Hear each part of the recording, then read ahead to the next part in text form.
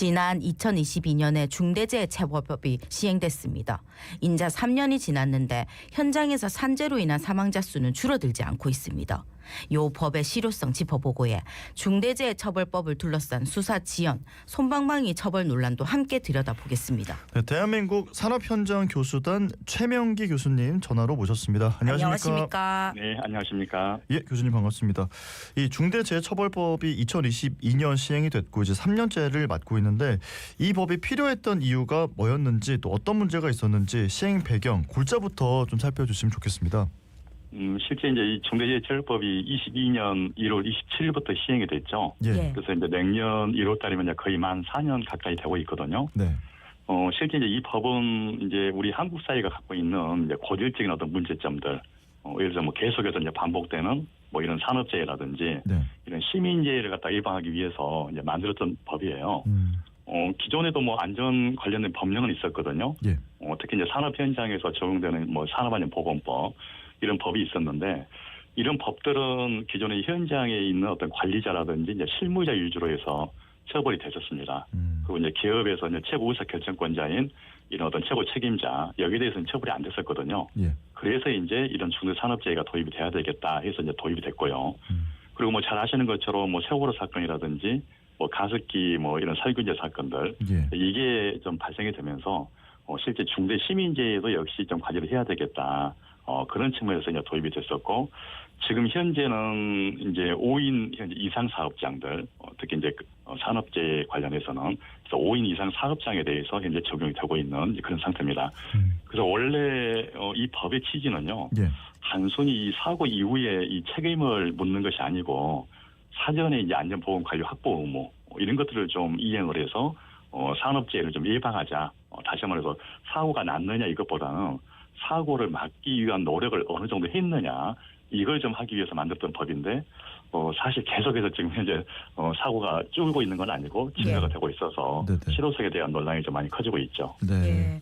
그런데 이 중대재해처벌법이 시행된 지 3년이 지났지만 산업재해 사망률이 줄기는커녕 지난해 더 늘었습니다. 현행법의 한계가 분명히 있어 보이는데 어째 보십니까?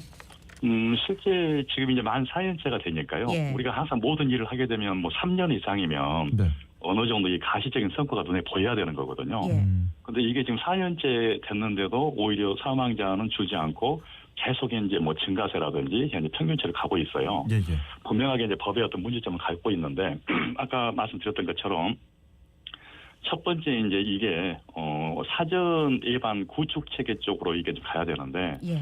실제 이게 사후처벌 중심으로 이게 이제 법이 운영이 되다 보니까 네. 좀 문제라는 거죠. 그래서 이제 기업들은 아무래도 이제 뭐 이 처벌을 회피하기 위해서 주로 이제 서류 작업들, 그러니까 문서상의 어떤 작업을 주로 하고 있는 상태고요. 그러다 보니까 현장에서는 실제 이 어떤 그 이행이 안전조치라든지 이런 이행이 좀 약간 미흡한 그런 부분이 좀 있어요. 예. 두 번째는 이 어떤 수사 지연이나 이제 낮은 기소율을 많이 이야기를 하고 계시는데 네.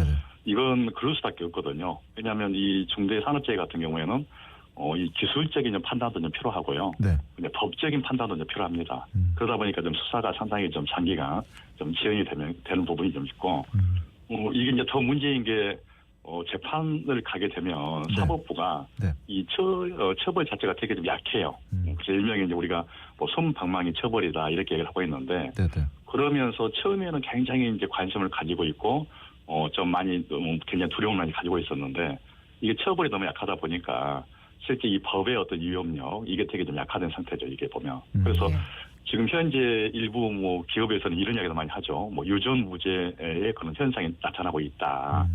무슨 이야기냐면 네. 메이저 대기업들은 대형 노펌들을 써서 이 어떤 처벌에 대해서 대응을 하고 있는데 예. 그렇지 못한 이런 중소기업들 여기에 대해서는 상당히 비용 부분이 좀 한계가 있기 때문에 실제 이제 대형 노펌을 쓸 수가 없거든요. 그래서 지금 처벌의 상태를 보게 되면 네. 메이저 어떤 대기업보다는 주로 영세한 어떤 중소기업들 여기가 주로 이제 처벌을 많이 받고 있는 그런 현상이 나타나고 있습니다. 네, 그렇군요. 자, 부산의 경우 좀 살펴보겠습니다. 소규모 사업장 산재 사망 비율이 전국 평균보다 훨씬 높은 것으로 나타났는데요. 상시 근로자 50인 미만 사업장에서 발생한 사고자 수가 전체 산재 사고자 수의 72%에 달한다고 합니다. 이렇게 소규모 사업장에 산재가 집중되는 근본적인 이유 어떻게 보고 계십니까? 일단 뭐 소규모 사업장에서 지금 이제 산재가 많이 발생되고 있어서 뭐 예. 정부에서도 굉장히 많은 노력을 좀 하고 있거든요. 예. 그런데 소규모 사업장에서 지금 현재 산재가 발생할 수밖에 없는 이유가 있어요. 뭡니까? 첫 번째는 예. 안전관리를 하려고 보면 네. 그 안전관리에 필요한 그 자원들이 있거든요. 예를 들어서 뭐 사람도 있어야 되고요. 뭐 돈도 좀 있어야 되고 도대체 뭐가 위험한 것이냐에 대한 어떤 점검 행위도 좀 이루어져야 되는 거고요. 예. 그다음에 이제 그 근로자들에 대한 어떤 교육도 좀 이루어져야 되는데 실제 소규모 사업장은 굉장히 영세하잖아요. 네. 그래서 이런 어떤 그 안전 관련된 자원 투입 자체가 좀 상당히 미흡한 그런 부분이 좀 있죠. 이게. 그래서 대부분 이제 이 소규모 사업장이 많이 발생할 수밖에 없는 거고 지금 중대재해처벌법도 이제 5인 이상 사업장들 여기에 대해서는 이제 적용 대상인데 실제 사고 나는 현장들을 보게 되면 굉장히 좀 소규모 사업장들 5인 이하라든지 여기서도 많이 발생이 되고 있는 거죠. 예. 그래서 이번 노동계 쪽에서는 뭐 이거 전체 전부 학대를 해야 된다 이런 이야기를 하고 계시는 부분도 좀 있고요. 반면에 이제 뭐 경총이나 쪽에서는 5인 같은 경우는 굉장히 열악하기 때문에 좀 예. 제외를 해야 된다. 뭐 이런 논란도 좀 있습니다. 예. 그리고 뭐 소규모 사업장은 잘 아시는 것처럼 정규직도 있겠지만 대부분은 뭐 일용직이라든지 뭐 하청이라든지 뭐 예. 파견이라든지 이런 어떤 불안정한 이런 고용 구조가 많이 돼 있거든요. 예. 그러다 보니까 뭐 안전교육이나 또 뭐 개인 보호와 같은 이런 어떤 조치가 제대로 이루어지지 않는 경우가 되게 많습니다. 그래서 이런 어떤 소규모 사업장에 대해서 어떤 처벌도 중요하지만 실제 소규모 사업장에서 사고를 막을 수 있는 이런 어떤 제도적인 어떤 지원이라든지 뭐 이런 부분이 좀 필요한 실정입니다. 예. 그런데 교수님, 이 중처법은 사업장에서 안전사고가 발생했을 때 안전관리자가 없을 경우에 사업주가 안전조치 미이행으로 처벌을 받도록 하고 있는데 문제는 소규모 사업장의 경우에 회사 재정상 안전관리자를 선임하기 어려운 경우도 많다고 들었습니다. 실제로 어떤지 이 중처법에서 강조하는 안전관리자의 역할이 왜 중요한지도 짚어주시면 좋을 것 같습니다. 사실 일반 시민들이 되게 좀 오해를 많이 하시는 게 있어요. 예. 현장에 안전관리가 있어야 된다 이렇게 이제 많이 생각을 하고 계시는데 예. 사실 이제 안전관리자라든지 이제 보건관리자는 법적으로 이렇게 선임해야 되는 그 대상이나 규모가 정해져 있거든요. 예를 들어서 만약에 이제 뭐 건설 공사 현장이다 그러면 이제 50억 이상 현장은 안전관리를 무조건 배치를 해야 되는 거고요. 예. 50억 미만은 이제 배치할 의무는 없어요. 이게. 그리고 이제 실제 뭐 제조 베이스다 그러면 제조 같은 경우에도 뭐 50인 이상 사업자 여기에 대해서 이제 안전관리 선임을 해야 되는데 실제 그 이하는 선임할 의무는 없거든요. 근데 대부분 이제 이걸 좀 오해를 좀 많이 하시는 이유가 안전관리자냐 아니면 안전을 담당하는 인력이냐. 그러니까 안전관리자는 이제 자격자가 해당이 되는 거고요. 실제 이런 중대재해처벌법이나 산업예방 조치를 하려고 하게 되면 실제 사업장에서 누군가가 안전에 관련된 업무를 해야 되는 거죠. 그래서 실제 중소기업들은 대부분 안전 그 관리자 선임 대상은 아닐 거고요. 일반적으로. 네. 그렇지만 분명하게 그 본사에서라든지 사업장에서 안전을 누군가가 챙겨야 되거든요. 네. 이제 안전 인력이 좀 필요한 건데 실제 중소기업들은 아시다시피 좀 급여라든지 복지 수준이라든지 뭐 근무 여건 자체가 썩 좋지 않다 보니까 안전 자격을 갖고 계신 분들이 중소기업보다는 좀 대규모 어떤 그 사업장이라든지 이쪽으로 이제 많이 가면서 네네. 인력 부분에 대한 문제는 분명히 있는 거죠. 그래서 결국은 지금 현재 정부에서 뭐 공동안전 관리자 이런 제도를 통해서 뭐 몇 개 기업체들을 동시에 묶어서 이제 안전관리자를 지정하는 방법도 있는데 예. 그것도 지금 현재 현실성 많이 떨어지는 거죠. 그래서 이런 안전관리자가 좀 이제 실제 해야 되는 역할들을 좀 말씀을 드리면 네. 그 기업에 대해서 이제 산재를 어떻게 예방할 것이냐 이런 어떤 계획도 수립하고요. 네. 거기에 대한 이행 여부 체크라든지 또는 현장에서 도대체 어떤 게 위험한 것이냐와 같은 이런 위험성 평가, 위험성 평가를 좀 하고 뭐 개선하는 조치라든지 뭐 잘 아시는 것처럼 안전 교육과 관련된 뭐 교육 실시라든지 그 서류 작성들. 네. 그래서 실제 어떻게 보면 되게 전문성이 좀 필요한 그 직종인데. 중소기업 입장에서는 이런 어떤 전문성이 있는 인력을 확보를 못하다 보니까 네. 좀 어렵다, 힘들다 이런 얘기를 많이 하고 계십니다. 네. 자, 그리고 하나 더 좀 짚어보면서 질문 드릴게 국회 입법조사처에 따르면 중대재해처벌법 관련 수사 지원 비율이 일반 사건의 최대 5배에 달한다고 합니다. 그리고 이 무죄 비율도 일반 사건의 3배 이상 높다고 하는데 부산 지역의 중처법 사건 기소율이 7%에 그치더라고요. 이 중처법 사건의 수사 지원, 송반방위 처벌이 일반 사건보다 몇 배나 이렇게 높은 이유가 더 어떤 게 있을까요? 일단 상당히 좀 지연이 많이 될 수밖에 없고 수사 자체가요. 예, 예. 그 이유를 먼저 말씀을 드리면 이제 중처법으로 처벌을 하려고 보면은 몇 가지 그 메커니즘이 좀 있어요. 예. 그래서 이제 대표적으로 뭐 안전보건 확보 의무를 했느냐. 그 여기에 따라서 실제 뭐 산업안전보건법에 따른 안전조치 이행을 하지 않았느냐. 뭐 예. 이런 것들이 이제 인과관계를 좀 판단을 해야 되거든요. 그래서 실제 사고 원인하고 이 경영진, 경영 책임자가 과연 본인이 해야 되는 역할을 했느냐 안 했느냐. 예. 이걸 갖다가 연관성을 갖다가 입증을 좀 해야 되는데 현실적으로 이게 되게 좀 어려워요 보면. 그래서 이제 약간의 이 어떤 증명하는 방법 이런 부분 때문에 좀 시간이 많이 걸리는 것도 좀 있고요. 예. 당연히 뭐 수사를 하는 뭐 노동부 쪽에서도 보면 이런 어떤 내용이 이제 기술적도 좀 분석도 좀 해야 되고요. 원인 자체에 대해서. 그다음에 또 법적으로 또 법리 검토도 좀 해야 됩니다. 그래서 결국 이제 기술적인 사항과 그다음에 법적인 사항을 같이 좀 이렇게 분석을 해서 예. 가다 보니까 여기에 대해서 상당히 좀 역량이 좀 많이 필요하거든요. 그래서 뭐 노동부라든지 경찰에서 보면 이런 역량을 좀 가져줘야 되는데 실제 이제 그 부분도 좀 부족한 부분이 있고요. 그래서 뭐 노동부가 지금 이런 근로감독관들 수사 인력이 부족하기 때문에 올해부터 시작해서 한 5년 정도에 걸쳐서 그 인력을 채용 계획을 가지고 있고요.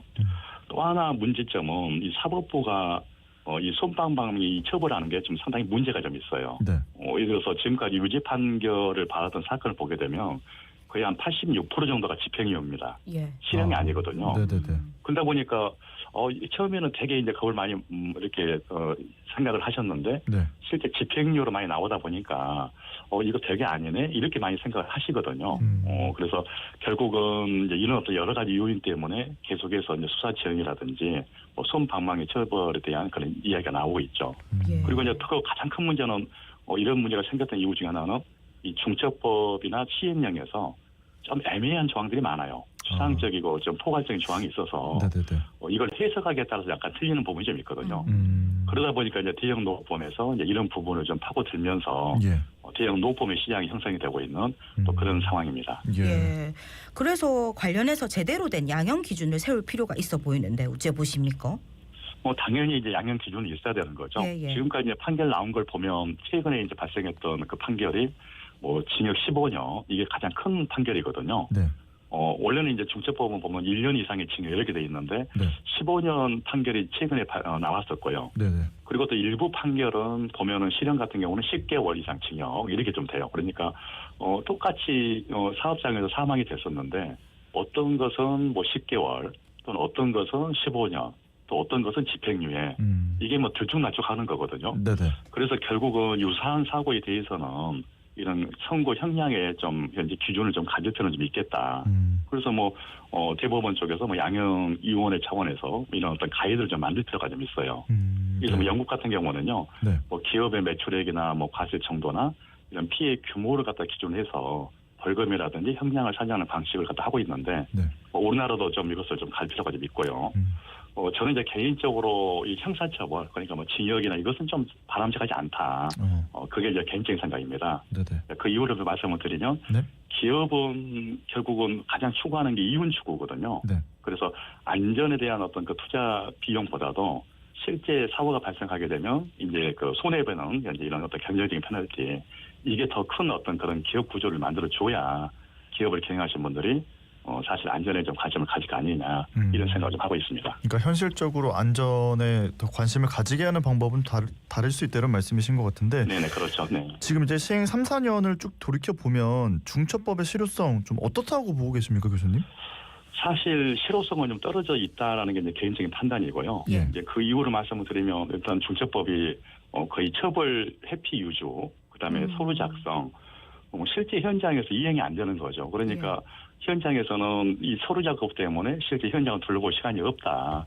이런 이야기를 많이 하세요. 예. 그래서 결국은 서류를 위한 현재 이런 행정행위들이 이루어지고 있기 때문에 예. 현장에서는 안전이 제대로 안 지켜진다는 거죠. 그래서 당연히 실효성이 떨어졌고요. 그러면서 이제 뭐 대형 노펌이나 이제 관련된 그런 기관이나 전문가들만 실제 돈 버는 거 아니냐 이런 전제 범행 소리가 이제 현장에서 나오고 있습니다. 네. 예. 그러면 현행법이 어떤 식으로 좀 보완돼야 된다고 보십니까? 기본적으로 이제 이 처벌 유지보다는요, 네. 이제 사전 예방 그 중심의 이런 법 이행이 될 수 있는 이런 방안이 좀 마련돼야 되는 거고요. 네. 지금 현장에서 가장 문제가 이 서류 작업 이것 때문에 되게 이제 많이 고민을 많이 하고 계시거든요. 그래서 이 서류를 어떻게 좀 간소화시켜 줄 것이냐. 네.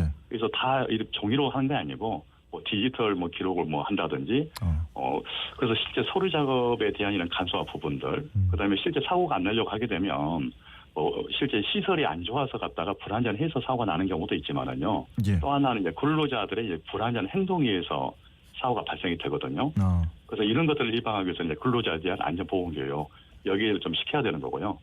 이것도 실제 이제 그 근로자 안전 교육을 이렇게 이력 관리할 수 있는 시스템들 네. 이것도 좀 필요할 것 같습니다. 그리고 가장 중요한 게요. 기업에 맞는 이런 맞춤형 안전 지원들 이게 좀 돼야 되고요. 네.